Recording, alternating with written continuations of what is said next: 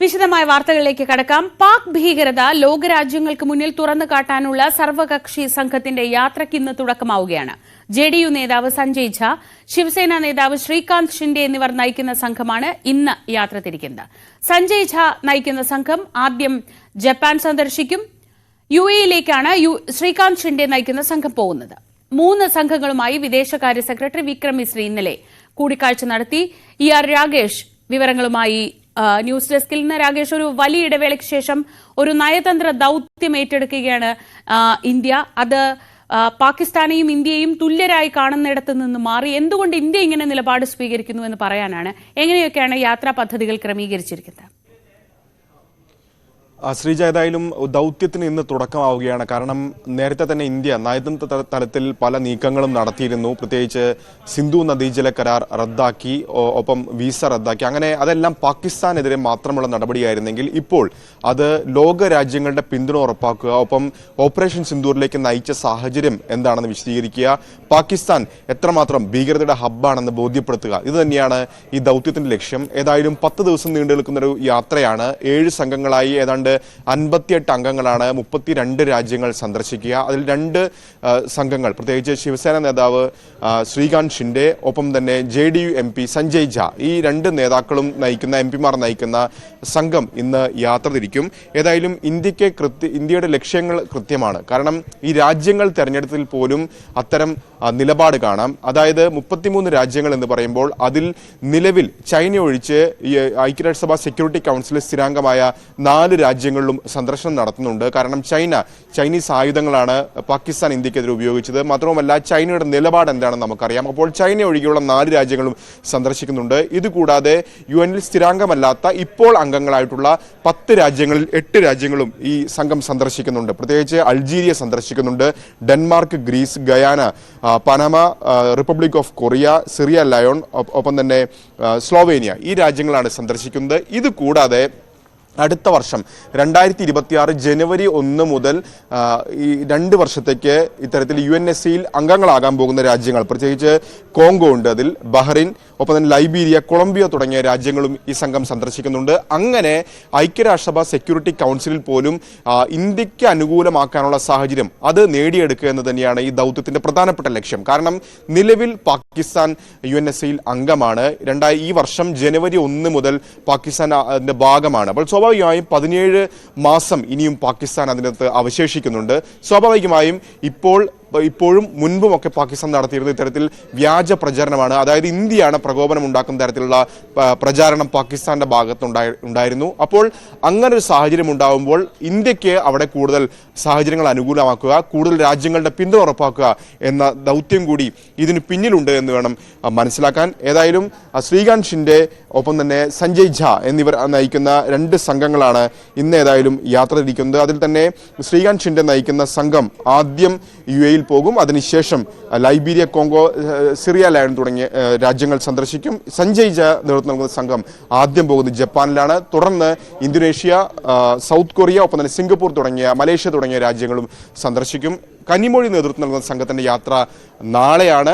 മറ്റ് 4 സംഘങ്ങൾ 24-ാം തീയതിയാണ് യാത്ര തിരിക്കുക. ഏതായാലും ഈ ആദ്യം പുറപ്പെടുന്ന 3 സംഘങ്ങളുമായാണ് ഇന്നലെ വിദേശകാര്യ സെക്രട്ടറി കാര്യങ്ങൾ വിശദീകരിച്ചത്. എന്തായിരിക്കണം ഈ ദൗത്യത്തിൽ നിലപാട് പറയേണ്ടത് തുടങ്ങിയ കാര്യങ്ങൾ, ഒപ്പം സിന്ധു നദീജല കരാർ അടക്കം ഇന്ത്യ എന്തുകൊണ്ട് റദ്ദാക്കി കാര്യങ്ങളടക്കം വിശദീകരിക്കാനുള്ള നിർദ്ദേശമാണ് ഇപ്പോൾ കേന്ദ്രത്തിന്റെ ഭാഗത്ത് നിന്ന് അംഗങ്ങൾക്ക് നൽകിയിട്ടുള്ളത്. ശ്രീജ. ശരി, രാകേഷാണ് വിവരങ്ങൾ നൽകിയത് ന്യൂസ് ഡെസ്കിൽ നിന്ന്. രാഹുൽ ഗാന്ധിക്കും കോൺഗ്രസിനുമെതിരെ ആരോപണം ശക്തമാക്കുകയാണ് ഇതിനിടെ BJP. മല്ലികാർജ്ജുൻ ഖാർഗെയും രാഹുൽ ഗാന്ധിയും പാകിസ്ഥാനിൽ പോസ്റ്റർ ബോയ്സ് ആയെന്ന് BJP MP സാംബിത് പത്ര പറഞ്ഞു. രാഹുലിന്റെ ചിത്രം പാകിസ്ഥാൻ പട്ടാള മേധാവിയുടെ ചിത്രവുമായി ചേർത്ത് കഴിഞ്ഞ ദിവസം BJP നേതാക്കൾ സമൂഹ മാധ്യമങ്ങളിൽ പങ്കുവച്ചിരുന്നു. MG മിഥുൻ വിവരങ്ങളുമായി. മിഥുൻ, ഇത് ചെറിയ വാക്പോരിൽ നിന്ന് മാറി ഒരു രാഷ്ട്രീയ പോര് തന്നെയായി മാറുന്ന കാഴ്ചയാണ് കാണുന്നത്. പ്രത്യേകിച്ച് സമൂഹ മാധ്യമങ്ങളിൽ ആരും വിട്ടുവീഴ്ചയ്ക്ക് തയ്യാറല്ല.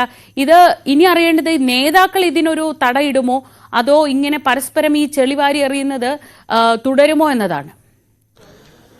ശ്രീജ, നമുക്കിപ്പോൾ കാണാൻ സാധിക്കുന്നത് സാമൂഹ്യ മാധ്യമങ്ങളിൽ നേതാക്കൾ ചേരിതിരിഞ്ഞ് ഇത്തരത്തിൽ വിവാദ പ്രസ്താവനകൾ അല്ലെങ്കിൽ ഇത്തരത്തിലുള്ള പോസ്റ്റുകൾ ഇടുന്നു എന്നുള്ളത് തന്നെയാണ്. കാരണം നേരത്തെ കോൺഗ്രസ് ഹാൻഡിലായിരുന്നു ആദ്യം നരേന്ദ്രമോദിക്കെതിരെ ഇത്തരത്തിലുള്ള പോസ്റ്റുകൾ ഉയർന്നു വരികയും പിന്നീട് അത് വലിയ വിവാദമാകുകയും പിന്നീട് അത് പിൻവലിക്കേണ്ട സ്ഥിതിവിശേഷം ഉണ്ടാവുകയും ചെയ്ത് തുടർന്ന് ഒരു പ്രമേയം പാസ്സാക്കിക്കൊണ്ട് നേതാക്കൾക്കും ഒപ്പം തന്നെ പ്രവർത്തകർക്കും കൃത്യമായ മാർഗനിർദ്ദേശം കോൺഗ്രസ് മുന്നോട്ട് വയ്ക്കുകയും ചെയ്യുന്നു. പക്ഷേ പിന്നീട് അതിനുശേഷം, അതായത് ഓപ്പറേഷൻ സിന്ദൂറിന് ശേഷം പാകിസ്ഥാൻ സംഘർഷത്തിന് ശേഷം പിന്നീട് അത് വ്യാപകമായി കോൺഗ്രസ് ഹാൻഡിലുകളിൽ വീണ്ടും തുടർച്ചയായി ഇത്തരത്തിലുള്ള പ്രകോപനം നടത്തുന്ന രീതിയിലുള്ള പോസ്റ്റുകൾ പ്രത്യക്ഷപ്പെടുന്ന കാഴ്ച നമ്മൾ കാണുകയും ചെയ്തിരുന്നു. ഒപ്പം തന്നെ പിന്നാലെയായിരുന്നു ഇപ്പോൾ BJPയുടെ ഭാഗത്തു നിന്നും സമാനമായ രീതിയിലുള്ള ആക്രമണം ഉണ്ടാകുന്നത്. അതും രാഹുൽ ഗാന്ധിക്കെതിരെ പാകിസ്ഥാന്റെ സൈനിക മേധാവിയുടെ പാദചിത്രവും ഒപ്പം തന്നെ രാഹുൽ ഗാന്ധിയുടെ പാദചിത്രവും ഉപയോഗിച്ചുകൊണ്ട് രീതിയിൽ അത്തരത്തിൽ നിഷാൻ ഇ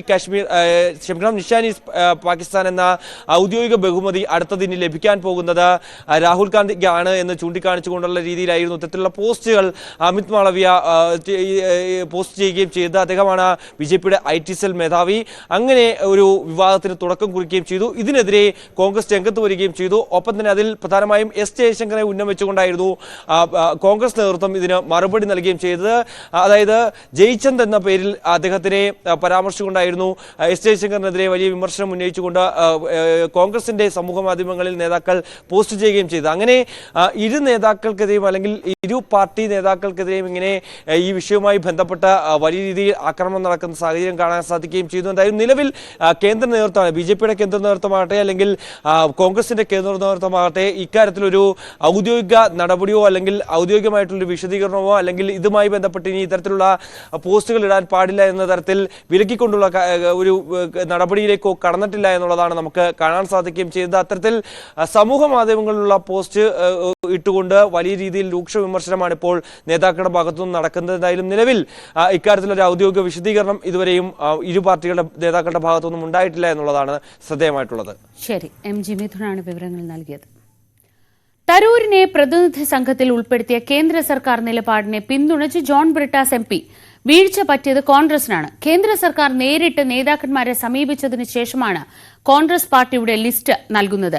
എന്തുകൊണ്ടാണ് തരൂരിനെ പോലെ ഏറ്റവും യോഗ്യതയുള്ള ആളെ കോൺഗ്രസ് ഒഴിവാക്കിയതെന്ന് ബ്രിട്ടാസ് ചോദിച്ചു. പരസ്യമായി വിവാദം ഉണ്ടാക്കുകയായിരുന്നില്ല വേണ്ടതെന്നും Q18-ൽ ജോൺ ബ്രിട്ടാസ് പ്രതികരിച്ചു. ഈ പഹൽഗാം ഓപ്പറേഷൻ സിന്ദൂറുമായിട്ട് ബന്ധപ്പെട്ട് കേന്ദ്ര സർക്കാരിനെതിരെ ഉയർത്തിയ വിമർശനങ്ങളിൽ അതൊരു എക്സിലെ സന്ദേശമാണെങ്കിൽ പോലും അതിൽ തന്നെ രണ്ടഭിപ്രായമൊക്കെ കോൺഗ്രസിനകത്തുണ്ടായിരുന്നു. ഈ ഏകോപനമില്ലായ്മ ഇങ്ങനെ ഒരു സംഘത്തെ അയക്കുന്നതിൽ പോലും അത് പ്രതിഫലിക്കുന്നു, അത് രാഷ്ട്രീയ ചർച്ചകളിലേക്ക് കടക്കുന്നു. ശശി തരൂർ വിഷയവുമായി ബന്ധപ്പെട്ടുണ്ടായതും അങ്ങനെ തന്നെയാണ് എന്ന് കരുതുന്നുണ്ടോ? ശശി തരൂരിനെ പോലൊരു വ്യക്തിയുടെ ഒരു യോഗ്യത ഒരു ചോദ്യചിഹ്നത്തിൽ നിർത്താൻ പാടില്ലായിരുന്നു. അദ്ദേഹം അധ്യക്ഷനായ വിദേശകാര്യ സ്റ്റാൻഡിംഗ് കമ്മിറ്റിയിലെ അംഗമാണ് ഞാൻ. കേരളത്തിൽ നിന്ന് ഞങ്ങൾ രണ്ടുപേരുമാണ് ആ സ്റ്റാൻഡിംഗ് കമ്മിറ്റിയിലുള്ളത്. ഒരു ഇന്റർനാഷണൽ ഡിപ്ലോമാറ്റാണ്. ഐക്യരാഷ്ട്രസഭയുടെ അണ്ടർ സെക്രട്ടറി ജനറൽ ആയിരുന്നു. അന്താരാഷ്ട്ര രാഷ്ട്രീയം നന്നായിട്ട് വഴങ്ങുന്ന ഒരാളാണ്. MEAയുടെ അതായത് വിദേശകാര്യ വകുപ്പിന്റെ സ്റ്റാൻഡിംഗ് കമ്മിറ്റി അധ്യക്ഷ പദം അദ്ദേഹത്തിന് നൽകിയത് കോൺഗ്രസ് പാർട്ടിയാണ്. കോൺഗ്രസ് പാർട്ടിക്ക് കിട്ടിയ ഒരു ചെയർമാൻഷിപ്പ് അത് ശശി തരൂരിന് നൽകിയത് കോൺഗ്രസ്സാണ്. ഈ ഒരു പശ്ചാത്തലത്തിൽ ഇത്തരമൊരു ദൗത്യം കേന്ദ്ര സർക്കാർ പ്രഖ്യാപിക്കുമ്പോൾ ആ ദൗത്യത്തിന്റെ ഭാഗമാകാനുള്ള എല്ലാ യോഗ്യതയും ശശി തരൂരിനില്ലേ? അപ്പോൾ ശശി തരൂരിന്റെ യോഗ്യതയ്ക്ക് മേലുള്ള ഒരു സംവാദമായി വിവാദമായി അത് മാറ്റാൻ പാടില്ലായിരുന്നുള്ള അഭിപ്രായമാണ് എനിക്കുള്ളത്. പക്ഷേ കോൺഗ്രസിനെ വിശ്വാസത്തിലെടുക്കാനുള്ള ഉത്തരവാദിത്വം BJPക്കുണ്ടായിരുന്നു. ഞാൻ പാർലമെന്ററി കാര്യമന്ത്രിയായിട്ട് സംസാരിച്ചപ്പോൾ അദ്ദേഹം എനിക്ക് നൽകിയിട്ടുള്ള ചില വിവരങ്ങൾ ഇങ്ങനെയാണ്. അതായത് കേന്ദ്ര സർക്കാർ ചില വ്യക്തികളെ ഇങ്ങനെ ആ ലിസ്റ്റ് ഡ്രോപ്പ് ചെയ്യാനുള്ള കാരണം ഇതൊരു അംബ്രല ഡെലിഗേഷൻ ആയതുകൊണ്ട് ആ ഡെലിഗേഷനിൽ പല ഘടകങ്ങളും നോക്കേണ്ടതായിട്ടുണ്ട്. ഒന്ന്, ഈ മേഖലയുമായിട്ട് ബന്ധമുള്ള ആൾക്കാർ, ഡൊമൈൻ എക്സ്പെർട്ടൈസ്, ആർട്ടിക്കുലേറ്റ് ആണോ, ആ കാര്യങ്ങൾ പ്രസന്റ് ചെയ്യാൻ പറ്റുന്നുണ്ടോ, അതോടൊപ്പം തന്നെ ഒരു റെപ്രസെന്റേറ്റീവ് നേച്ചർ, അത് രാഷ്ട്രീയ പാർട്ടികളുടേതായിട്ടുള്ള റെപ്രസെന്റേഷൻ. അപ്പോൾ അതിനകത്തൊരു വലിയൊരു ഗെയിം പ്ലാൻ BJPയുടെ ഭാഗത്ത് നടക്കുന്നില്ലേ? ഇങ്ങനെ ആ ഒരു ലിസ്റ്റ് വെട്ടുക, ശശി തരൂരിനെ കൊണ്ടുവരിക, സ്വാഭാവികമായിട്ടും കോൺഗ്രസിനകത്ത് ഒരു ആശയക്കുഴപ്പം ഉണ്ടാക്കാം, അങ്ങനെ ഒരു വിവാദം ഉണ്ടാക്കാം. അങ്ങനെ ഒരു ഗെയിം പ്ലാൻ കൂടി ഇതിന് പിറകിൽ നടന്നിട്ടുണ്ടോ? BJPയുടെ ഭാഗത്തു നിന്ന് അങ്ങനെയുള്ള ഒരുപാട് കരുനീക്കങ്ങളും കണക്കുകൂട്ടലുകളും നമ്മൾ പ്രതീക്ഷിക്കണം. ഈ ഓപ്പറേഷൻ സിന്ദൂർ പോലും ധ്രുവീകരണ രാഷ്ട്രീയത്തിന് ഉപയോഗിക്കുന്നു, തെരഞ്ഞെടുപ്പ് രാഷ്ട്രീയത്തിന് ഉപയോഗിക്കുന്നു. ഈ പഹൽഗാം സംഭവത്തിന് ശേഷം നരേന്ദ്രമോദി ആദ്യം പോയത് ബീഹാറിൽ ഒരു റാലിയെ അഭിസംബോധന ചെയ്യാൻ വേണ്ടിയാണ്. ഇതൊക്കെ നമുക്ക് അറിയാവുന്ന കാര്യങ്ങളാണ്. ഇപ്പൊ BJPയുടെ ഉദ്ദേശത്തെക്കുറിച്ച് നമുക്ക് വ്യക്തമായ ധാരണയുണ്ട്. ഞാൻ പറയുന്നതെന്ന് വെച്ചാൽ അതിലേക്ക് നമ്മൾ പോയി വീഴണമായിരുന്നോ എന്നുള്ളതാണ് ചോദ്യം. ആദ്യത്തെ ആ 4 പേരെ ഗവൺമെന്റ് നേരിട്ട് ബന്ധപ്പെട്ട ശേഷമാണ് ഈ 4 പേര് വരുന്നതെന്നുള്ളൊരു ഒരു കാര്യമുണ്ട്. അവിടെയാണ് ഒരു വിവാദമുണ്ടായത്. എന്നേക്കാൾ യോഗ്യനായിട്ടുള്ള ആൾക്കാർ എൻ്റെ പാർട്ടിയിലുണ്ട്. പക്ഷേ ഗവൺമെന്റ് എന്നെയാണ് ബന്ധപ്പെട്ടത്. ബന്ധപ്പെട്ട് കഴിഞ്ഞ ഉടനെ ഞാൻ പാർട്ടിയെ ബന്ധപ്പെട്ടു. എൻ്റെ പാർട്ടിക്ക് അതിനോട് യോജിപ്പായിരുന്നു. അപ്പോൾ അതൊരു പ്രോസസ്സായിട്ട് ഞങ്ങളത് പൂർത്തീകരിച്ചു. ആ ഒരു പ്രക്രിയ ഞങ്ങളുടെ പാർട്ടി പൂർത്തീകരിച്ചു. കോൺഗ്രസിനും ആ ഒരു പ്രക്രിയ പൂർത്തിയാക്കാമായിരുന്നു, അതല്ലെങ്കിൽ വേറെ നിലപാടെടുക്കായിരുന്നു. പക്ഷെ പരസ്യമായിട്ടുള്ള ഒരു വിവാദം ഉണ്ടാക്കണമായിരുന്നോ, അതും ശശി തരൂരിനെ ചുറ്റിപ്പറ്റി എന്നുള്ള ചോദ്യം മാത്രമേ എനിക്കുള്ളൂ. സ്മാർട്ട് റോഡ് ഉദ്ഘാടനത്തെ ചൊല്ലി CPM മന്ത്രിമാർക്കിടയിൽ അവകാശ തർക്കം. പണം മുടക്കിയ തദ്ദേശ വകുപ്പിനെ അവഗണിച്ചെന്നും പദ്ധതി പൊതുമരാമത്ത് വകുപ്പ് ഹൈജാക്ക് ചെയ്തു എന്നുമാണ് MP രാജേഷിന്റെ പരാതി. സ്മാർട്ട് സിറ്റി ഉദ്ഘാടനത്തിൽ നിന്ന് മുഖ്യമന്ത്രി പിന്മാറിയത് ഈ തർക്കത്തെ തുടർന്നാണെന്നാണ് സൂചന. MP രാജേഷ് മുഖ്യമന്ത്രിയെ പരാതി അറിയിച്ചിട്ടുണ്ട്. VV അരുൺ വിവരങ്ങളുമായി. അരുൺ, ഈ പദ്ധതിയിലെ വലിയൊരു പങ്ക് തുക മുടക്കിയത് തദ്ദേശ വകുപ്പായിരുന്നു. പക്ഷേ പണി കഴിഞ്ഞു വന്നപ്പോൾ അത് മുഴുവൻ പൊതുമരാമത്ത് വകുപ്പിന്റെ ക്രെഡിറ്റിലേക്ക് പോയതിലാണ് പ്രശ്നമിരിക്കുന്നതെന്ന് തോന്നുന്നു. ഒപ്പം ഈ പദ്ധതി വൈകുന്നതിൽ പരാതി പറയുകയും അതിനുവേണ്ടി ഫോളോ അപ്പ് നടത്തുകയും ചെയ്ത കടകംപള്ളി സുരേന്ദ്രൻ ഉൾപ്പെടെയുള്ളവരൊക്കെ പരിസരത്തുണ്ട്. എന്താണ് ഈ വിഷയത്തിൽ തദ്ദേശ വകുപ്പ് മന്ത്രിയുടെയും തദ്ദേശ വകുപ്പിന്റെയും പരാതി? തദ്ദേശ വകുപ്പിന്റെ പദ്ധതിയായിരുന്നു. കേന്ദ്ര സഹായമുണ്ട്. നഗരസഭയ്ക്കും തദ്ദേശ വകുപ്പായ തിരുവനന്തപുരം നഗരസഭയ്ക്കും നിർണായകമായ റോൾ ആ പദ്ധതിയിൽ ഉണ്ടായിരുന്നു. പക്ഷേ അതിന്റെ പ്രചരണം വന്നപ്പോൾ അത് പൂർണ്ണമായും പൊതുമരാമത്ത് വകുപ്പിന്റെ പദ്ധതി എന്ന് സ്ഥാപിക്കുന്നതിനുള്ള പ്രചരണമായിരുന്നുവെന്ന അന്നേ ആക്ഷേപം ഉയർന്നിരുന്നു. മുഖ്യമന്ത്രി പിണറായി വിജയനാണ് മാനവീയം വീഥിയിൽ ആ പരിപാടിയുടെ ഉദ്ഘാടകനായി തീരുമാനിച്ചിരുന്നത്. പക്ഷേ മുഖ്യമന്ത്രി അവസാന നിമിഷം പിന്മാറി. നമ്മളന്ന് മുഖ്യമന്ത്രി ഓഫീസിൽ ബന്ധപ്പെടുമ്പോൾ അദ്ദേഹത്തിന് ജലദോഷവും നിരന്തര യാത്രകളെ തുടർന്നുള്ള ശാരീരിക അസ്വസ്ഥതകൾ ഉണ്ടായിരുന്നു. അതുകൊണ്ട് ഉദ്ഘാടനത്തിൽ പങ്കെടുക്കുന്നില്ല എന്നായിരുന്നു അറിയിച്ചത്. പക്ഷേ അതിന്റെ യഥാർത്ഥ കാരണം മന്ത്രി MP രാജേഷിന്റെ അതൃപ്തി എന്നാണ് സൂചന. തദ്ദേശ വകുപ്പിന്റെ പരിപാടിയിൽ അമിത പ്രാധാന്യം നൽകുകയും ഉദ്ഘാടന ചടങ്ങ് തന്നെ പൊതുമരാമത്ത് വകുപ്പും പൊതുമരാമത്ത് മന്ത്രിയും ഹൈജാക്ക് ചെയ്യുകയുമായിരുന്നു എന്ന പരാതി മന്ത്രി MP രാജേഷും തദ്ദേശ വകുപ്പിനും ഉണ്ടായിരുന്നു. ഇത് തദ്ദേശ വകുപ്പ് മുഖ്യമന്ത്രി MP രാജേഷ് മുഖ്യമന്ത്രി പിണറായി വിജയനെ നേരിൽ കണ്ട് അറിയിച്ചു. അതിനെ തുടർന്നാണ് മുഖ്യമന്ത്രി പിന്മാറിയതെന്നാണ് ലഭിക്കുന്ന വിവരം. ഏതായാലും ഉദ്ഘാടന ചടങ്ങിൽ മുഖ്യമന്ത്രിക്ക് പകരം അത് ഉദ്ഘാടനം ചെയ്തത് തിരുവനന്തപുരത്തുള്ള മന്ത്രി വിദ്യാഭ്യാസ മന്ത്രി V ശിവൻകുട്ടിയായിരുന്നു. നമുക്കറിയാം, നേരത്തെ കടകംപള്ളി സുരേന്ദ്രനടക്കമുള്ള നേതാക്കൾ ഈ സ്മാർട്ട് റോഡ് നിർമ്മാണം എഴുതുന്നതിന്റെ പരാതി പരസ്യമായും നിയമസഭയിലും ഒക്കെ ഉന്നയിച്ചിരുന്നു. വലിയ തർക്കമായത് പിന്നീട് കടകംപള്ളിക്കും മുഹമ്മദ് റിയാസിനും ഇടയിൽ ഉണ്ടാവുകയും ചെയ്തിട്ടുണ്ട്. കടകംപള്ളി സുരേന്ദ്രനും ഈ ഉദ്ഘാടനത്തിലേക്ക് ക്ഷണം കിട്ടിയിരുന്നില്ല. ഇപ്പോൾ ഇതുമായി ബന്ധപ്പെട്ട് എന്തുകൊണ്ടാണ് മുഖ്യമന്ത്രി പങ്കെടുക്കാത്തത് എന്നതിന്റെ സ്ഥിരീകരണമാണ് ഇപ്പോൾ ലഭിക്കുന്ന വിവരങ്ങൾ. ഏതായാലും സ്മാർട്ട് റോഡിന്റെ ക്രെഡിറ്റ് അടിച്ചെടുക്കാൻ അതിന്റെ നടത്തിപ്പ് ചുമതലയുണ്ടായിരുന്ന വകുപ്പിന്റെ മന്ത്രിയായ MP രാജേഷും ആ വകുപ്പും ശ്രമിച്ചു എന്ന പരാതിയാണ് ഇപ്പോൾ ഉയരുന്നത്. പൊതുമരാമത്ത് വകുപ്പ് ശ്രമിച്ചു എന്ന പരാതിയാണ് ഉയരുന്നത്. അരുൺ പറഞ്ഞപ്പോൾ ചെറിയൊരു വ്യത്യാസം. എന്തായാലും തർക്കത്തിനൊടുവിലാണ് മുഖ്യമന്ത്രി ആ പരിപാടിയിൽ പങ്കെടുക്കാത്തത് എന്ന വിവരങ്ങളാണ് ഇപ്പോൾ വരുന്നത്. തദ്ദേശ വകുപ്പ് ആണ് ഇതിന്റെ ചുമതല ഉണ്ടായിരുന്നത്. തദ്ദേശ വകുപ്പാണ് ഇതിൽ പ്രധാനപ്പെട്ട ഒരു തുക മുടക്കിയത്. പക്ഷേ പദ്ധതിയുടെ ഉദ്ഘാടനം വന്നപ്പോൾ അത് പൊതുമരാമത്ത് വകുപ്പിന്റേതായി മാറി എന്നതാണ് പരാതി. മറ്റു വാർത്തകൾ നോക്കാം. സംസ്ഥാനത്ത് വടക്കൻ കേരളത്തിൽ ശക്തമായ മഴയുണ്ട്. മഴ കനക്കുമെന്നാണ് മുന്നറിയിപ്പ്. ഇന്ന് 2 ജില്ലകളിൽ ഓറഞ്ച് അലർട്ടും 2 ജില്ലകളിൽ യെല്ലോ അലർട്ടും പ്രഖ്യാപിച്ചു. 24-ാം തീയതി വരെ മഴയുണ്ടാവും. 24-ന് മൺസൂൺ സംസ്ഥാനത്ത് എത്തുമെന്നും കാലാവസ്ഥാ നിരീക്ഷണ കേന്ദ്രം അറിയിക്കുന്നു.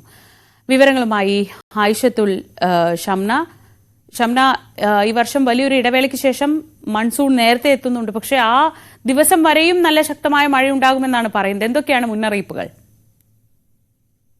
കഴിഞ്ഞ 15 വർഷത്തിനിടെ സംസ്ഥാനത്ത് ആദ്യമായി മഴക്കാലം നേരത്തെ എത്തുന്നു എന്നതാണ് ഏറ്റവും പ്രധാനപ്പെട്ട കാര്യം. അതിനു മുമ്പായി തന്നെ, അതായത് 24-നാണ് മൺസൂൺ എത്തുന്നത്. അതിനു മുമ്പ് തന്നെ 24-ാം തീയതി വരെ കേരളത്തിൽ ശക്തമായ മഴയുണ്ടാകും, വേനൽ മഴയുണ്ടാകും എന്നതാണ് ഇപ്പോൾ മുന്നറിയിപ്പ്. ഇന്ന് 4 ജില്ലകൾക്ക് മുന്നറിയിപ്പുണ്ട്. അത് കണ്ണൂർ, കാസർഗോഡ് ജില്ലകൾക്ക് ഓറഞ്ച് അലർട്ടും ഒപ്പം വയനാട്, കോഴിക്കോട് ജില്ലകൾക്ക് യെല്ലോ അലർട്ടുമാണ് പ്രഖ്യാപിച്ചിട്ടുള്ളത്. നാളെ മഴ ചെറിയ തോതിൽ കുറയാൻ സാധ്യതയുണ്ട്. നാളെ നേരിയ മഴ മാത്രമേ ഉണ്ടാവുകയുള്ളൂ. പക്ഷേ വീണ്ടും മറ്റന്നാൾ മുതൽ വീണ്ടും ശക്തമായ മഴ, അത് സംസ്ഥാനമൊട്ടാകെ ശക്തമായ മഴയുണ്ടാകുമെന്നാണ് മുന്നറിയിപ്പ്. അറബിക്കടലിൽ ഒരു പുതിയ ന്യൂനമർദ്ദം രൂപപ്പെട്ടിട്ടുണ്ട്. ഇതിന്റെ ഫലമായാണ് ഈ ദിവസങ്ങളിൽ മഴ ശക്തമാകുന്നത്. ഒപ്പം തന്നെ ഇത്തവണത്തെ മഴക്കാലം എത്തുമ്പോൾ സാധാരണ മഴക്കാലത്തേക്കാൾ കൂടുതൽ മഴ ലഭിക്കും. അതിനു കാരണവും ഈ അറബിക്കടലിൽ രൂപപ്പെട്ട ന്യൂനമർദ്ദവും ഒപ്പം ബംഗാൾ ഉൾക്കടലിൽ ഒരു പുതിയ ന്യൂനമർദ്ദം രൂപപ്പെട്ടും ഇതിന് രണ്ടിന്റെ കൂടെ ഫലമായി കൂടി ഈ മഴക്കാലത്ത് കൂടുതൽ മഴ ലഭിക്കുമെന്നതാണ് ഇപ്പോൾ മുന്നറിയിപ്പ് നൽകുന്നത്. ഒപ്പം തന്നെ രാത്രികാലങ്ങളിൽ മഴ ശക്തമാവാൻ സാധ്യതയുണ്ട്, ശക്തമായ കാറ്റിന് സാധ്യതയുണ്ട്, ഈ മലയോര പ്രദേശങ്ങളിൽ മണ്ണിടിച്ചിലിന് സാധ്യതയുണ്ട്. ഇത്തരം മുന്നറിയിപ്പുകളൊക്കെ നൽകുന്നുണ്ട്. എന്തായാലും സംസ്ഥാന വ്യാപകമായി തന്നെ മഴയുണ്ടാകും, ശക്തമായ മഴയുണ്ടാകും. വേനൽ മഴയും മഴക്കാലം ഒക്കെ ഇത്തവണ കണക്കും എന്ന് തന്നെയാണ് ഇപ്പോൾ മുന്നറിയിപ്പുള്ളത്. ഷംനയാണ് വിവരങ്ങൾ നൽകിയത്. KV ബൈജുവും MS അനീഷ് കുമാറും കൂടി വിവരങ്ങളുമായി ചേരുന്നുണ്ട്. ബൈജു, കാസർഗോഡ്, കണ്ണൂർ ജില്ലകളിൽ ഇന്ന് ഓറഞ്ച് അലർട്ടാണുള്ളത്. മഴ എങ്ങനെയുണ്ട്? സ്വാഭാവികമായി മലയോര മേഖലയിലൊക്കെ എന്താണ് അവസ്ഥ? ശ്രീജ, മഴ ഇപ്പോൾ പൂർണ്ണമായും മാറി എന്ന് പറയേണ്ടി വരും. അത്രത്തോളം തെളിഞ്ഞ കാലാവസ്ഥയാണ് ഇപ്പോൾ കാണാൻ സാധിക്കുന്നത്. ഇന്നലെയൊക്കെ വലിയ തോതിൽ തുടർച്ചയായ മണിക്കൂറുകളോളം മഴ പെയ്തിരുന്നു. അതുകൊണ്ട് തന്നെ താഴ്ന്ന പ്രദേശങ്ങളെല്ലാം വെള്ളം കയറുന്ന ഒരു സാഹചര്യം ജില്ലയിൽ ഉണ്ടായിട്ടുണ്ട്. അതുപോലെ തന്നെ തീരപ്രദേശങ്ങളിലും വലിയ ജാഗ്രതാ നിർദ്ദേശം നൽകിയിരുന്നു. പക്ഷേ വലിയ ആശ്വാസം എന്നത് ഇപ്പോൾ മഴ പൂർണ്ണമായും മാറി നിൽക്കുന്നു എന്നത് തന്നെയാണ്. എന്തായാലും 3 സ്പോട്ടുകൾ, അതായത് ദേശീയപാതയുടെ നിർമ്മാണം പുരോഗമിക്കുന്ന 3 സ്പോട്ടുകൾ, അത് വലിയ ആശങ്കയുണ്ടാക്കുന്നു. ഒന്ന് മട്ട്ലായിക്കുന്നിലാണ്. കഴിഞ്ഞ ദിവസം അവിടെ തൊഴിലാളി മണ്ണിടിച്ചിലിനെ തുടർന്ന് മരണപ്പെടുന്ന സാഹചര്യം ഉണ്ടായിരുന്നു. മറ്റൊന്ന് വീരമല കുന്നാണ്, ചെറുവത്തൂരിനടുത്ത്. മറ്റൊന്ന് ചെങ്കളയാണ്. ഈ 3 പ്രദേശങ്ങളിലെ സ്ഥിതിഗതികൾ ഇന്ന് റിപ്പോർട്ട് നൽകണമെന്ന് ജില്ലാ കളക്ടർ ആവശ്യപ്പെട്ടിട്ടുണ്ട്. മാത്രമല്ല, ഇന്നലെ ചെമ്മട്ടം വയലിൽ സർവീസ് റോഡ് ഇടിഞ്ഞ് താഴുന്ന ഒരു സാഹചര്യം ഉണ്ടായിരുന്നു. ഇത് സംബന്ധിച്ചും ഇന്ന് കളക്ടറുടെ നേതൃത്വത്തിൽ ഒരു യോഗം ചേരുന്നുണ്ട്. എന്തായാലും വരും മണിക്കൂറുകളിൽ മഴ ഉണ്ടാകുമെന്ന് തന്നെയാണ് കാലാവസ്ഥാ പ്രവചനം. അതുകൊണ്ട് അതീവ ജാഗ്രതയിൽ തന്നെയാണ് ജില്ലാ ഭരണകൂടമുള്ളത്. മലയോര പ്രദേശങ്ങളിലുള്ളവർക്കും അതീവ ജാഗ്രതാ നിർദ്ദേശം നൽകിയിട്ടുണ്ട്. നിലവിൽ വലിയ നാശനഷ്ടങ്ങളൊന്നും ഇതുവരെ റിപ്പോർട്ട് ചെയ്തിട്ടില്ല. ശ്രീജ, MS അനീഷ് കുമാർ കൂടി കോഴിക്കോട് നിന്ന്. അനീഷ്, രാവിലെ മഴ മാറി നിൽക്കുന്നു എന്നാണ് പറഞ്ഞത്. വടക്കൻ കേരളത്തിൽ നല്ല മഴയുടെ ഒരു മുന്നറിയിപ്പുണ്ട്. തൽക്കാലം എല്ലാം ആശ്വാസകരമാണോ? തീർച്ചയായും ശരിക്കും. ഇന്നലെ രാത്രി മുതൽ മഴ പൂർണ്ണമായും കോഴിക്കോട് ജില്ലയിലും സമീപപ്രദേശങ്ങളിൽ നിന്നും മാറി നിൽക്കുന്നു എന്നതാണ് ഏറ്റവും ആശ്വാസകരമായ കാര്യം. രാവിലെ ഇപ്പോൾ പൂർണ്ണമായി തെളിഞ്ഞ ഒരു അന്തരീക്ഷം വെയിൽ തെളിഞ്ഞു തുടങ്ങിയിരിക്കുന്നു എന്നതാണ് ഏറ്റവും സന്തോഷകരമായ കാര്യം. ഇന്നലെയും മിനിഞ്ഞാന്നുമായി പെയ്ത മഴ വലിയ വെള്ളക്കെട്ട് പലയിടങ്ങളിലും സൃഷ്ടിച്ചിരുന്നു. ഒപ്പം മലയോര മേഖലകളിൽ ഒരു ആശങ്കയുടെ മുൾമുനയിലേക്ക് നിർത്തുന്ന സാഹചര്യം ഉണ്ടായിരുന്നു. കാരണം കഴിഞ്ഞ മഴക്കാലത്ത് വലിയ മഴ മണിക്കൂറുകളോളം അതിതീവ്രമായി പെയ്തപ്പോൾ പലയിടങ്ങളിലും ഈ മണ്ണിടിച്ചിലുകളും ഉരുൾപൊട്ടലുകളും ഒക്കെ ഉണ്ടാകുന്ന ഒരു സാഹചര്യം ഉണ്ടായി. അതുകൊണ്ട് തന്നെ അങ്ങേയറ്റം ജാഗ്രത കൂടിയാണ് അധികൃതർ നിലയുറപ്പിച്ചിരിക്കുന്നത്. എന്തായാലും ഇപ്പോൾ ഒരു തെളിച്ചം കാണുന്നെങ്കിൽ പോലും മഴ ഇനി മടങ്ങിയെത്താനുള്ള സാധ്യതകൾ തള്ളിക്കളയാനും കഴിയില്ല. അതുകൊണ്ട് ജാഗ്രത പലയിടങ്ങളിലും തുടരുകയാണ്. നിലവിൽ ഒരു ആശ്വാസത്തിന്റെ സമയമാണ് ജില്ലയിലെ സമീപപ്രദേശങ്ങളിലും. ശ്രീജ, ശരി. അനീഷാണ് വിവരങ്ങൾ നൽകിയത്. കോഴിക്കോട് നിന്ന്. വടക്കൻ കേരളത്തിൽ ഇന്ന് കനത്ത മഴ ഉണ്ടാവുമെന്നാണ് മുന്നറിയിപ്പ്. പക്ഷെ തൽക്കാലം എന്തായാലും ആശ്വാസകരമാണ് സ്ഥിതി. നിലവിൽ കാസർഗോഡ്, കോഴിക്കോട് ജില്ലകളിലൊന്നും അങ്ങനെ കാര്യമായ മഴയില്ല. പക്ഷെ മലയോര മേഖലയിലൊക്കെ ജാഗ്രത തുടരുകയാണ്. മറ്റു വാർത്തകളിലേക്ക് നമുക്ക് മടങ്ങിയെത്താം ഇടവേളയ്ക്ക് ശേഷം.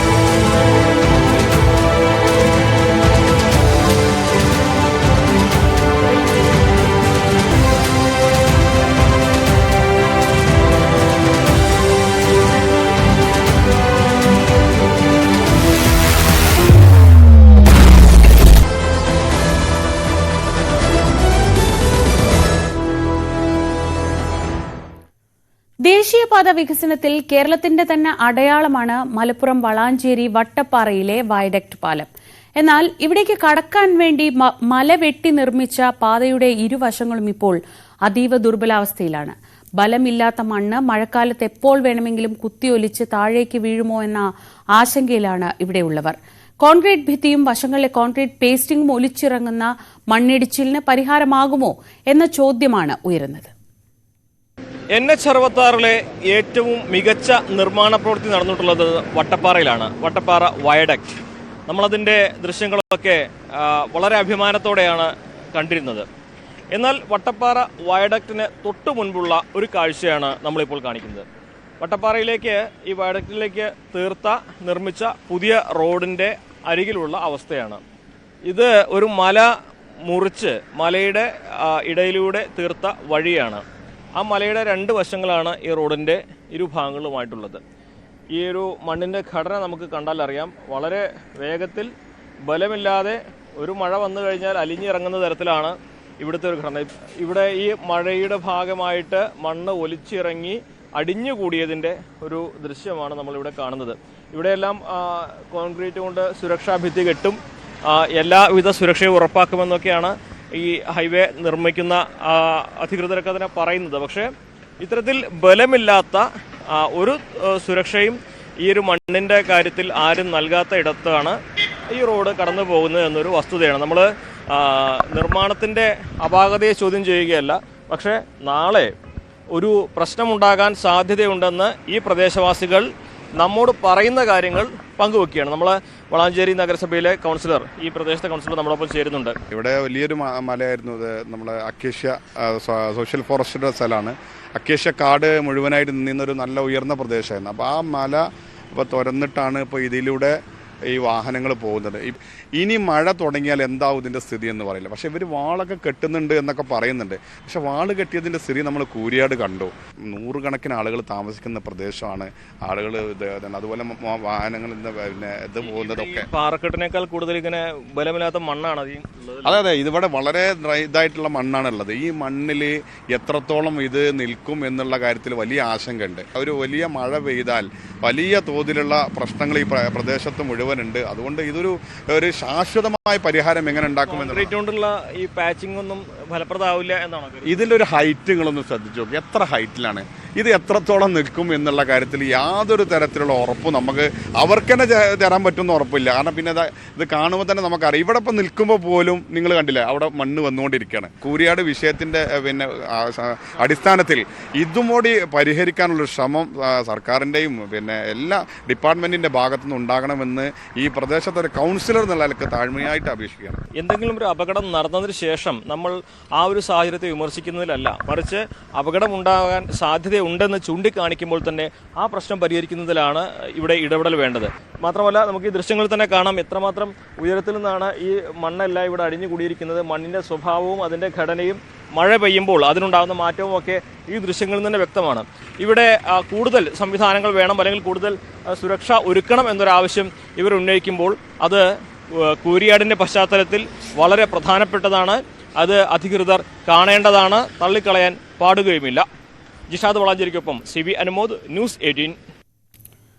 അത് വട്ടപ്പാറയിലെ അവസ്ഥയാണ്. ഇനി കൂരിയാട്ടേക്ക് വന്നാൽ ഇന്ന് മലപ്പുറം കൂരിയാട്ട് വിദഗ്ധ സംഘം പരിശോധന നടത്തും. സംഘം തയ്യാറാക്കുന്ന റിപ്പോർട്ടിന്റെ അടിസ്ഥാനത്തിലാവും തുടർ നടപടികൾ. ഇന്ന് രാവിലെ കോഹിനൂറിലെ ദേശീയപാത അതോറിറ്റി ഓഫീസിലേക്ക് യൂത്ത് കോൺഗ്രസിന്റെ പ്രതിഷേധ മാർച്ച് നടക്കുന്നുണ്ട്. CB അനുമോദ് വിവരങ്ങളുമായി. അനുമോദ്, ഇത് രാഷ്ട്രീയമായൊരു തർക്കമൊക്കെ ഒരു സൈഡിലാവുന്നുണ്ട്. പക്ഷേ മറുവശത്ത് ഇത്രയേറെ കാത്തിരിപ്പിനൊടുവിൽ ഏതാണ്ട് തുറന്നു കൊടുക്കാറായ ഒരു സ്ഥലത്താണ് ഇങ്ങനെ ഒരു വലിയ അപകടമുണ്ടായിട്ടുള്ളത്. സമാനമായ നിർമ്മിതികൾ ഇനിയുമുണ്ട്. അപ്പോൾ ഇനി ഈ പാതയുടെ ഒരു സുരക്ഷിതത്വം എങ്ങനെയാണ് എന്ന് ബോധ്യപ്പെടുത്തേണ്ട ആവശ്യമുണ്ട്. അതിൽ ഇന്നത്തെ പരിശോധന എത്രത്തോളം പ്രധാനപ്പെട്ടതാണ്?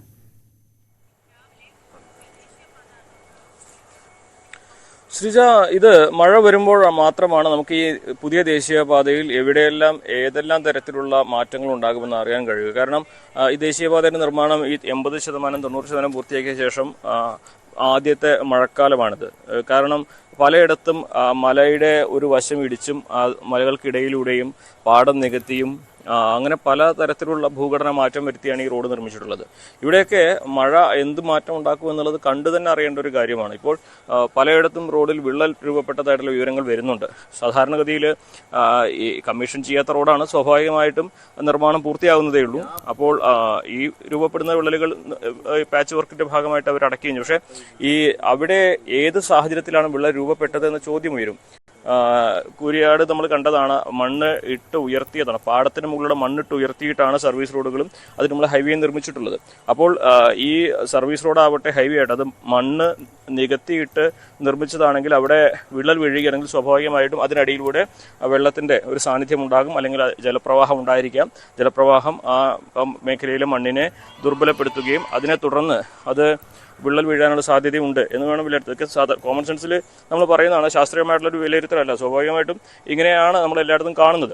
അപ്പോൾ പലയിടത്തും ദേശീയപാതയിൽ ചെറിയ വിള്ളൽ വീഴുന്നതായിട്ടുള്ള വാർത്തകളൊക്കെ പലയിടത്തും വരുന്നുണ്ട്. അപ്പോൾ ഈ ഇന്നത്തെ സംഘത്തിന് സന്ദർശനം ഇതിൽ പ്രധാനമാകുന്നത് ആ കൂരിയാട് സംഭവിച്ചതിൻ്റെ ശാസ്ത്രീയമായിട്ടുള്ളൊരു കാരണം, അതിന് ശാസ്ത്രീയമായിട്ടുള്ള ഒരു പരിഹാരം, ഇത് രണ്ടും അവർ നിർദ്ദേശിക്കുമെന്നാണ് ജില്ലാ ഭരണകൂടം നില അറിയിച്ചിട്ടുള്ളത്. എന്തായിരിക്കും ഈ ഒരു നിർമ്മാണം മുഴുവൻ പൊളിച്ചു പണിയാനുള്ളത് എങ്കിൽ പ്രായോഗികമായിട്ട് നടക്കുന്ന കാര്യമല്ല. ഒരുപാട് കോടി രൂപയുടെ നിർമ്മാണം നടന്നു കഴിഞ്ഞതാണ്. അപ്പോൾ പക്ഷേ ഇതിന് ശാശ്വതമായിട്ടൊരു പരിഹാരം എന്തെന്നുള്ളത് അവരെന്ത് നിർദ്ദേശിക്കും. അങ്ങനെ അവർ നിർദ്ദേശിക്കുന്നത് മറ്റിടങ്ങളിൽ കൂടി പ്രാബല്യത്തിൽ വരുത്താൻ കഴിയുന്നതാണോ, അല്ലെങ്കിൽ മറ്റ് സമാനമായ പ്രശ്നം വരുമ്പോൾ ആ ഇടങ്ങളിൽ ഇത് നടപ്പിലാക്കാൻ കഴിയുന്നതാണോ എന്ന ചോദ്യങ്ങളൊക്കെ ഉയരുന്നുണ്ട്. ഇന്ന് 11 മണിയോടെയാണ് സംഘം എത്തുക എന്നുള്ളതാണ് അറിയുന്നത്. 2 പേരാണ് സംഘത്തിലുള്ളത്. അതോടൊപ്പം തന്നെ മറുവശത്ത് രാഷ്ട്രീയമായിട്ട് ഇതിനോടുള്ള പ്രതിഷേധങ്ങളും ഉയരുന്നുണ്ട്. ഇതിപ്പോൾ യൂത്ത് കോൺഗ്രസ് NSAയുടെ ഓഫീസ് ഉപരോധിക്കുകയാണ് ചെയ്യുന്നത്. 11 മണിയോടെ ആയിരിക്കും അതും ഉണ്ടാവുക എന്നാണ് അറിയുന്നത്. അത്തരത്തിൽ ഒരു സ്ഥലത്ത് നിർമ്മാണത്തിലെ അപാകതകൾ കണ്ടെത്താനുള്ള വിദഗ്ധ സംഘത്തിന് സന്ദർശനം നടക്കുമ്പോൾ മറുവശത്ത് ഇതിനെതിരെ രാഷ്ട്രീയമായിട്ടുള്ള പ്രതിഷേധങ്ങൾ ഉയരുന്നു. അതേസമയം മഴ കൂടുതൽ ശക്തി പ്രാപിക്കുമ്പോൾ ഈ റോഡിൽ എവിടെയെല്ലാം അതാണ് ഏറ്റവും വലിയ ആശങ്ക. മഴ ശക്തി പ്രാപിക്കുകയാണ്. ഇനി 4 ദിവസം ശക്തമായ മഴ പ്രവചിക്കുന്നു. അത് കഴിയുമ്പോൾ കാലവർഷം എത്തുകയാണ്. അപ്പോൾ ഈ റോഡുകളിലൊക്കെ എന്താണ് സംഭവിക്കാൻ പോകുന്നതെന്ന് ഈ പറഞ്ഞതുപോലെ കാത്തിരുന്ന് തന്നെ കാണേണ്ടി വരും. എവിടെയൊക്കെ പ്രശ്നങ്ങൾ ഉണ്ടാകുന്നു, എങ്ങനെ അത് പരിഹരിക്കുന്നു എന്നത്. CV അനുമോദാണ് വിവരങ്ങൾ വിശദമായി നൽകിയത്. ഇനി മറ്റു വാർത്തകൾ നോക്കാം.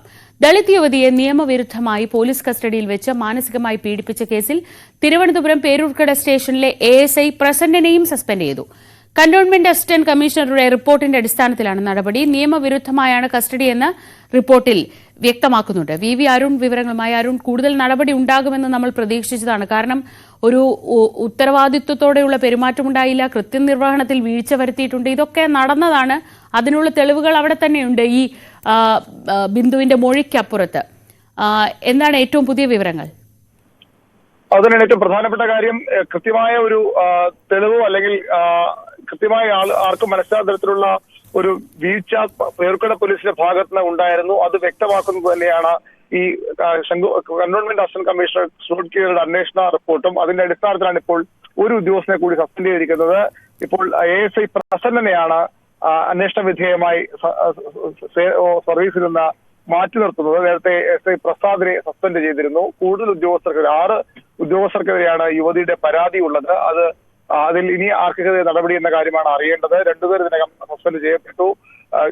കുടിവെള്ളം പോലും നൽകാതെ, കുടിവെള്ളം ചോദിക്കുമ്പോൾ ശുചിമുറിയിലേക്ക് പറഞ്ഞു വിട്ടു നടക്കമുള്ള ആരോപണങ്ങളുണ്ട്. അതിൽ പോലീസ് ആ രീതിയിൽ ഇപ്പോൾ അത് പൂർണ്ണമായും മുഖവിലേക്ക് എടുക്കുന്നില്ല. കാരണം അവർക്ക് ആദ്യം കിട്ടിയ തെളിവുകളിൽ ഒന്ന്, ഈ കുടിവെള്ളം ചോദിക്കുമ്പോൾ ഈ PRO ഇരിക്കുന്ന ഭാഗത്തേക്ക് ചൂണ്ടിക്കാണിച്ച് അവിടെ നിന്ന് കുടിവെള്ളം കുടിക്കാനുള്ള നിർദ്ദേശം പോലീസ് നൽകുന്നതാണ്. അതിനപ്പുറത്തേക്ക് സംഭവിച്ചിട്ടുണ്ടെന്ന കാര്യത്തിലും അന്വേഷണം ഉണ്ടാകും. CCTV ദൃശ്യങ്ങൾ വിശദമായി തന്നെ പരിശോധിക്കാനാണ് പോലീസ് ഇപ്പോൾ തീരുമാനിച്ചിട്ടുള്ളത്. സിറ്റി പോലീസ് കമ്മീഷണർ നിർദ്ദേശപ്രകാരമാണത്. ഈ ഉദ്യോഗസ്ഥ നടപടിയെ കഴിഞ്ഞ ദിവസം മുഖ്യമന്ത്രി ഉൾപ്പെടെയുള്ളവർ തള്ളി പറഞ്ഞിരുന്നു. അതുകൊണ്ട് തന്നെ കടുത്ത നടപടികളിലേക്ക് പോകണം. ഏത് തരത്തിലുള്ള വീഴ്ച ഉണ്ടായിട്ടുണ്ടെങ്കിലും അതിനെതിരെ കൃത്യമായ നടപടി വേണമെന്ന ഒരു സന്ദേശമാണ് ഉയർന്ന ഉദ്യോഗസ്ഥർ നൽകിയിരിക്കുന്നത്. ശരി, VV അരുണാണ് വിവരങ്ങൾ നൽകിയത് തിരുവനന്തപുരത്ത് നിന്ന്. കൊല്ലം ചിതറയിൽ 5-അംഗ സംഘം യുവാവിനെ കുത്തിക്കൊന്നു. തുമ്പമൺ സ്വദേശി സുജിനാണ് കൊല്ലപ്പെട്ടത്. ലഹരി ഉപയോഗം ചോദ്യം ചെയ്തതിലുള്ള വൈരാഗ്യമാണ് കൊലയ്ക്ക് കാരണമെന്നാണ് പോലീസ് നിഗമനം. വിനീഷ് വിവരങ്ങളുമായി. വിനീഷ്, എന്താണ് സംഭവിച്ചത്? എപ്പോഴായിരുന്നു ഈ കൊലപാതകം നടന്നത്? കഴിഞ്ഞ ദിവസം രാത്രി 10:30 ഈ സംഭവങ്ങളുടെ തുടക്കം. ലഹരി ഉപയോഗം ചോദ്യം ചെയ്തതുമായുള്ള ഒരു വിരോധത്തെ തുടർന്നായിരുന്നു ഇത്തരത്തിലുള്ള അക്രമത്തിലേക്ക് നയിച്ചതും കൊലപാതകം ഉണ്ടായതുമെന്നാണ് ഇപ്പോൾ അറിയാൻ കഴിയുന്നത്. പ്രതികളിൽ 2 പേർ സുജിനും അനന്തവുമായി വാക്കുതർക്കത്തിൽ ഏർപ്പെട്ടൊരു സാഹചര്യം ഉണ്ടായിരുന്നു കഴിഞ്ഞ ദിവസം. തുടർന്ന് ഇരു കൂട്ടരും പിരിഞ്ഞു പോവുകയും ചെയ്തിരുന്നു. 11 മണിയോടുകൂടി തുമ്പമൺ തൊടിയിൽ സുഹൃത്തുക്കളുമായി കാരംസ് കളിച്ചതിനു ശേഷം ഈ സുജിനും അനന്തവും കൂടി വീട്ടിലേക്ക് ബൈക്കിൽ വരികയായിരുന്നു. അപ്പോൾ വിജനമായ ഒരു സ്ഥലത്ത് വെച്ചാണ് 5 അംഗ സംഘം പതിയിരുന്ന അക്രമം നടത്തിയത്. ബൈക്ക് തടഞ്ഞു നിർത്തി സുജിനെ ആക്രമിക്കുകയും സുജിന്റെ വയറ്റിൽ 2 തവണ കുത്തുകയും ചെയ്തു എന്നാണ് പറയുന്നത്.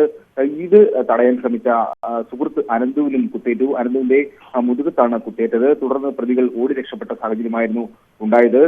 സൂര്യജിത്താണ് കുത്തിയതെന്ന് ഇവർ പോലീസിനോട് മൊഴി നൽകുകയും ചെയ്തിട്ടുണ്ട്. നാട്ടുകാർ ഇരുവരെയും കടക്കൽ താലൂക്ക് ആശുപത്രിയിലും തുടർന്ന് തിരുവനന്തപുരം മെഡിക്കൽ കോളേജിലും പ്രവേശിപ്പിച്ചുവെങ്കിലും ഈ സുജിന്റെ ജീവൻ രക്ഷിക്കാനായില്ല എന്നുള്ള ദുഃഖകരമായ വാർത്തയാണ് നമുക്കിപ്പോൾ പങ്കുവെക്കാനുള്ളത്. ഈ പ്രതികളെല്ലാം തന്നെ അയൽവാസികളും ബന്ധുക്കളും ഒക്കെയാണോ എന്ന് പറയുന്നുണ്ട്. അതുപോലെ തന്നെ ലഹരി ഉപയോഗവുമായി ബന്ധപ്പെട്ട് കേസിൽ പ്രതിയായിട്ടുള്ളവരും ഈ സംഘത്തിൽ ഉൾപ്പെട്ടിട്ടുണ്ടെന്നാണ് പോലീസിന് അറിയേണ്ടത്. എന്തായാലും 5 പേരാണ് ഈ അക്രമം നടത്തിയത്. തുമ്പമൺ തൊടി സ്വദേശികളായ വിവേക്, സൂര്യജിത്ത്, ബിജു, മഹി, വിജയ് എന്നിവരാണ് പ്രതികൾ. ഇവർ ഇപ്പോൾ പോലീസ് കസ്റ്റഡിയിലാണ്. പോലീസ് ഇവരെ വിശദമായി ചോദ്യം ചെയ്ത് വരികയാണ്. ശ്രീജ. ശരി, എസ് വിനീഷാണ് വിവരങ്ങൾ നൽകിയത്. ലഹരി ഉപയോഗം ചോദ്യം ചെയ്തതിനെ തുടർന്നുള്ള വൈരാഗ്യമാണ് കൊലയ്ക്ക് കാരണമെന്നാണ് പോലീസ് എത്തിയിട്ടുള്ള നിഗമനം. വിനീഷാണ് വിവരങ്ങൾ നൽകിയത്. മറ്റു വാർത്തകൾ നോക്കാം. എറണാകുളം മൂഴിക്കുളത്ത് കുഞ്ഞിനെ പുഴയിലെറിഞ്ഞു കൊന്ന കേസിലെ പ്രതി സന്ധ്യയെ കസ്റ്റഡിയിൽ വാങ്ങാൻ പോലീസ് അപേക്ഷ നൽകും. കുഞ്ഞിനെ കൊല്ലാനുണ്ടായ സാഹചര്യത്തെക്കുറിച്ച് ഇനിയും വ്യക്തത വരാനുണ്ട്. സന്ധ്യയെ 14 ദിവസം റിമാൻഡ് ചെയ്തിരുന്നു. കാക്കനാടുള്ള വനിതാ ജയിലിലേക്ക് ഇവരെ മാറ്റി. വരും ദിവസങ്ങളിൽ സന്ധ്യയുടെ ഭർത്താവ് സുഭാഷിനെയും ചോദ്യം ചെയ്യുമെന്നാണ് സൂചന.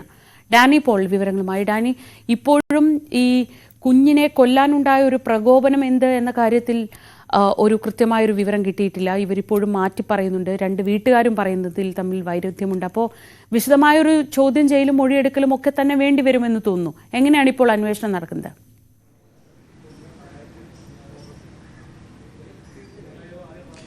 ശ്രീജ, കേസുമായി ബന്ധപ്പെട്ടുകൊണ്ട് ഇപ്പോൾ നടക്കുന്ന അന്വേഷണം എന്ന് പറയുന്നത് ഇവർക്ക് ഏതെങ്കിലും രീതിയിലുള്ള മാനസിക വിഷയങ്ങളോ കാര്യങ്ങളോ എന്തെങ്കിലും ഉണ്ടായിട്ടുണ്ടോ എന്നത് പരിശോധിക്കുന്നുണ്ട്. അതോടൊപ്പം തന്നെ ഏതെങ്കിലും രീതിയിലുള്ളൊരു സഹായം മറ്റാരെയെങ്കിലും ഇവർ ഇതുമായി ബന്ധപ്പെട്ട് വിളിച്ചിട്ടുണ്ടോ എന്നതടക്കമുള്ള കാര്യങ്ങൾ പരിശോധിക്കുന്നു. മറ്റൊന്ന്, കുടുംബപരമായ ഏതെങ്കിലും വിഷയങ്ങൾ 2 വീട്ടുകാരും തമ്മിലുള്ളൊരു ബന്ധം എങ്ങനെയായിരുന്നു, ഈ ഭാര്യ ഭർത്തൃബന്ധം എങ്ങനെയായിരുന്നു, ഏതെങ്കിലും രീതിയിലെ തർക്കങ്ങൾ ഇവർക്കിടയിൽ ഉണ്ടായിരുന്നു, അങ്ങനെയുള്ള വൈരാഗ്യങ്ങൾ ഇത്തരം ഒരു അരുംകൊലയ്ക്ക് കാരണമായിട്ടുണ്ട് എന്നതെല്ലാം തന്നെ പരിശോധിക്കണം. അങ്ങനെ ഈ രീതിയിലുള്ള പരിശോധനകളെല്ലാം തന്നെ പോലീസ് നടത്തി വരികയാണ്. പോലീസിന് ലഭിക്കുന്ന വിവരങ്ങൾ ഇവർ കൃത്യമായിട്ട് തന്നെ കുട്ടിയെ ഇല്ലാതാക്കുക എന്ന രീതിയിൽ തന്നെ തുടക്കം മുതൽ, അതായത് ഈ അംഗനവാടിയിൽ നിന്ന് വിളിച്ച് ഇറക്കി കൊണ്ടുപോയി പോകുന്ന കാര്യങ്ങളെല്ലാം തന്നെ പരിശോധിക്കുമ്പോൾ ആ രീതിയിൽ തന്നെയുള്ളതാണെന്ന് പോലീസിന് ബോധ്യപ്പെട്ടിട്ടുണ്ട്. ആലുവ മണപ്പുറത്ത് ചെന്നതായിട്ട് സ്ഥിരീകരിച്ചിട്ടുണ്ട്. ഇന്നലെ തന്നെ അത്തരം സ്ഥിരീകരണങ്ങൾ വന്നിരുന്നു. അവിടെ ചെന്ന് അവിടെ മണപ്പുറത്തേക്ക് പോകുന്ന പാലമുണ്ട്, പുഴയ്ക്ക് കുറുകെയുള്ള പാലം. ആ പാലത്തിൽ അവർ ചെന്നിരുന്നതായും പിന്നീട് അവിടെ ഉണ്ടായിരുന്ന പാലത്തിലൂടെ കടന്നു പോയവർ, ഓട്ടോറിക്ഷ തൊഴിലാളികൾ അടക്കമുള്ളവർ എന്തിനാണ് ഇവിടെ ഇരിക്കുന്നത് എന്നെല്ലാം ചോദിച്ചു.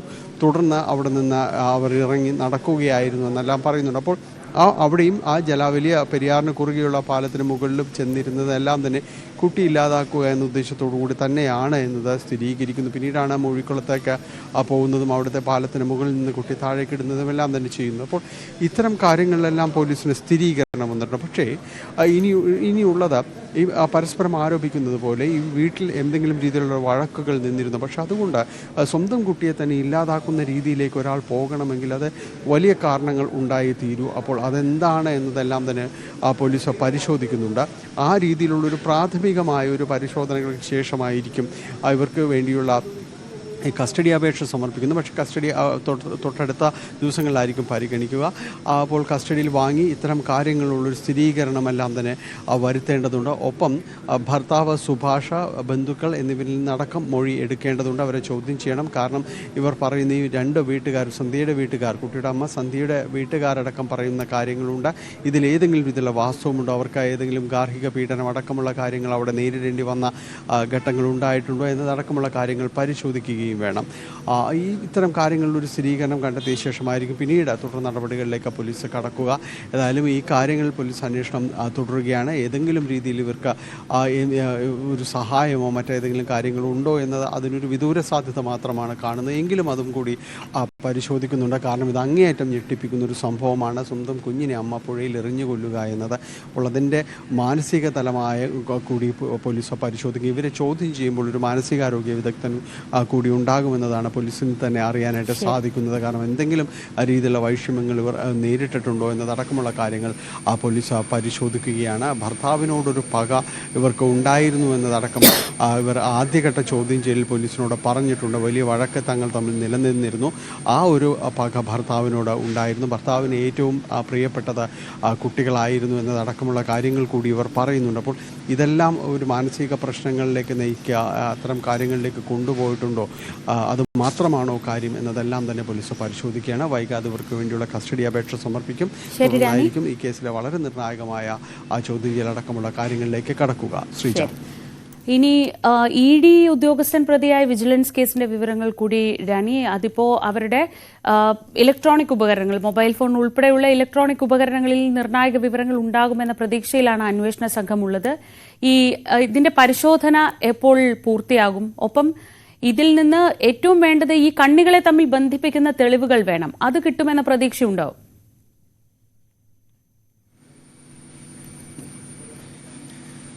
ശ്രീ, കൃത്യമാണ്. കാരണം ഈ കണ്ണികളെ തമ്മിൽ ബന്ധിപ്പിക്കുക എന്നത് തന്നെയാണ് വിജിലൻസിന് ഇപ്പോൾ ഇതുമായി ബന്ധപ്പെട്ടുകൊണ്ട് മൊഴികളുണ്ട്. മൊഴികൾ വളരെ കൃത്യമായിട്ട് തന്നെ ഇതിൽ ED ഓഫീസർ ശേഖർ കുമാറിനെതിരെയുള്ള മൊഴികളും കാര്യങ്ങളും എല്ലാം ഉണ്ട്. പക്ഷേ അതുമാത്രം പോരാ. ഈ കേസ് കോടതിയിലേക്ക് വീണ്ടും എത്തുമ്പോൾ തന്നെ ഒരു ദേശീയ അന്വേഷണ ഏജൻസിയിലെ ഉദ്യോഗസ്ഥനാണ്, പ്രധാനപ്പെട്ട ഉദ്യോഗസ്ഥൻ തന്നെയാണ് പ്രതിസ്ഥാനത്തുള്ളത്, ഒന്നാം പ്രതിയായിട്ടുള്ളത്. അപ്പോൾ ഇത് വളരെ കോടതിയിലേക്ക് ഈ മൊഴി എന്ന് പറഞ്ഞുകൊണ്ട് മാത്രം ചെല്ലാൻ കഴിയില്ല.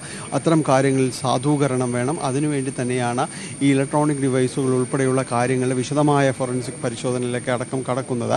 അതിന് പോലീസിൻ്റെ സൈബർ സെല്ലിൻ്റെ അടക്കം സഹായം ലഭിച്ചിട്ടുണ്ട്. ഇന്നലെയാണ് ഈ ഡിവൈസുകളെല്ലാം കോടതി അനുവദിക്കുന്നത്. അതിൻ്റെ പരിശോധനകൾ ഇന്നും നാളെയുമായിട്ട് തുടരും. നാളെ കൂടിയാണ് ഈ നിലവിലുള്ള 3 പേരുടെയും കസ്റ്റഡിയിൽ വിജിലൻസിനുള്ളൂ. അതിനുശേഷം അവർക്ക് കസ്റ്റഡിയിൽ നിന്ന് മാറി പിന്നീട് കോടതിയിൽ ഹാജരാക്കുകയും വേണം. ഒരുപക്ഷെ തുടർ കസ്റ്റഡി ആവശ്യപ്പെട്ടേക്കും. പക്ഷേ അതിന് തുടർച്ചയെന്ന വീതം ലഭിക്കണമെന്നില്ല, പിന്നീടായിരിക്കും. പക്ഷെ അപ്പോഴും ഈ ശേഖർ കുമാറിനെതിരെയുള്ള തെളിവ് ശേഖരണം എത്രമാത്രം എത്തി എന്നതാണ് ഏറ്റവും അറിയേണ്ടത്. നാളെ കോടതിയിൽ ഹാജരാക്കുമ്പോൾ ഇതുമായി ബന്ധപ്പെട്ടുകൊണ്ടുള്ള ഏതെങ്കിലും രീതിയിലുള്ള കാര്യങ്ങൾ കോടതിയിൽ സമർപ്പിച്ചേക്കുമെന്ന് തന്നെയാണ് പ്രതീക്ഷിക്കുന്നത്. നമ്മൾ വിജിലൻസ് ഓഫീസിൽ തന്നെയാണ് ഇപ്പോൾ വൈകാതെ മധ്യമേഖല SP ശശിധരൻ ഇവിടേക്ക് എത്തും. അതുമായി ബന്ധപ്പെട്ടുള്ളൊരു പ്രതികരണങ്ങൾ ഉണ്ടാകുമെന്നാണ് പ്രതീക്ഷിക്കുകയും ചെയ്യുന്നത്. എന്തായാലും ഈ കാര്യങ്ങൾ അന്വേഷണം തുടരുകയാണ്. ഒപ്പം ഇതിലുണ്ടായിരുന്ന ചാർട്ടേഡ് അക്കൗണ്ടന്റ് രഞ്ജിത്ത് വാര്യർ ഇയാൾ നൽകിയിരിക്കുന്ന ഒരു അക്കൗണ്ട് നമ്പറുണ്ട്. അത് മുംബൈയിലേതാണ്. ഇതൊരു കമ്പനിയുടേതാണ്. കമ്പനി പക്ഷേ വളരെ ആക്റ്റീവായി നിൽക്കുന്ന ഒരു കമ്പനിയൊന്നുമല്ല. അപ്പോൾ ഇത് എന്താണ് ആ കമ്പനിക്ക് ഇവരുമായുള്ളൊരു ബന്ധം? അവരും ഈ തട്ടിപ്പിൻ്റെ ഭാഗമാണോ? അങ്ങനെയെങ്കിൽ ഉത്തരേന്ത്യയിലേക്കടക്കം ഈ ഉദ്യോഗസ്ഥർക്കടക്കം വലിയ രീതിയിലുള്ള ബന്ധങ്ങളുണ്ട് എന്ന് തന്നെയാണ് വിജിലൻസ് അനുമാനിക്കുന്നത്. ഈ കമ്പനിയെക്കുറിച്ചും അന്വേഷിക്കുന്നുണ്ട്. ഇവരുമായി ഏത് രീതിയിലാണ് ഇവർ ലിങ്ക് ചെയ്തിരിക്കുന്നത് എന്നതടക്കമുള്ള കാര്യങ്ങൾ പരിശോധിക്കുകയാണ്. അതിൽ ഏറ്റവും സുപ്രധാന വിവരങ്ങൾ ഇലക്ട്രോണിക് ഡിവൈസുകളുടെ വിവരശേഖരണം തന്നെയാണ്. അതിൽ എത്രമാത്രം അതിൽ നിന്ന് ഈ സൈബർ പോലീസിന് വിജയിക്കാൻ കഴിയുമെന്നതാണ് ഈ കേസിനെ സംബന്ധിച്ചിടത്തോളം നിർണായകമാകുക. ഡാനി പോളാണ് വിവരങ്ങൾ നൽകിയത് കൊച്ചിയിൽ നിന്ന്. മലപ്പുറം കാളികാവിൽ ആളെക്കൊല്ലി കടുവയ്ക്കായുള്ള തെരച്ചിൽ 6ാം ദിവസത്തിലേക്ക് കടന്നിരിക്കുന്നു. Manjalpara, Kerala estate, CT estate എന്നീ ഭാഗങ്ങളിൽ കൂടുതൽ ക്യാമറ സ്ഥാപിക്കും. പറമ്പിക്കുളത്ത് നിന്ന് 30 ക്യാമറ ഇന്നലെ രാത്രി എത്തിച്ചു. 3 ലൈവ് ക്യാമറകൾ വയനാട്ടിൽ നിന്നും എത്തിച്ചിട്ടുണ്ട്. ഇതിനോടകം സ്ഥാപിച്ച ക്യാമറകളിൽ ദൃശ്യങ്ങൾ ഉണ്ടോ എന്ന് വനംവകുപ്പ് ഉദ്യോഗസ്ഥർ പരിശോധിക്കും. കഴിഞ്ഞ ദിവസം കടുവയുടെ കാൽപ്പാട് കണ്ടെത്തിയ മഞ്ഞൾപ്പാറ മേഖലയിലടക്കം വിശദമായ തെരച്ചിൽ നടക്കും. അന്താരാഷ്ട്ര ബുക്കർ പ്രൈസ് വീണ്ടും ദക്ഷിണേന്ത്യയിലേക്ക് എത്തുകയാണ്. കന്നഡ എഴുത്തുകാരിയും സാമൂഹ്യ പ്രവർത്തകയുമായ ബാനു മുഷ്താഖിനാണ് ഇത്തവണത്തെ ബുക്കർ പ്രൈസ്. ഹാർട്ട് ലാമ്പ് എന്ന ചെറുകഥാ സമാഹാരത്തിനാണ് പുരസ്കാരം. 1990നും 2023നും ഇടയിൽ കന്നഡയിൽ എഴുതിയ കഥകൾ ഇംഗ്ലീഷിലേക്ക് പരിഭാഷ ചെയ്തത് ദീപ ബസ്തിയാണ്. ദക്ഷിണേന്ത്യയിലെ മുസ്ലിം സ്ത്രീകളുടെ ദൈനംദിന ജീവിതത്തിന്റെ കഥ പറയുന്ന സമാഹാരമാണ് ഹാർട്ട് ലാമ്പ്. പുരസ്കാര തുകയായ 55 ലക്ഷം രൂപ എഴുത്തുകാരിയും പരിഭാഷകയും പങ്കിടും. ഇടവേള. എല്ലാം കഴിഞ്ഞു മാം. ഈ സ്പേസ് ഷിപ്പിൽ 6 എയർ ബാഗ്സ് ഉണ്ട്. അനുഭവിക്കൂ ഈ ലോകത്തിന് പുറത്തുള്ളൊരിടം. മാരുതി സുസുക്കി വാഗനാറിനൊപ്പം സ്പേസ് ഫോർ ലൈഫ്.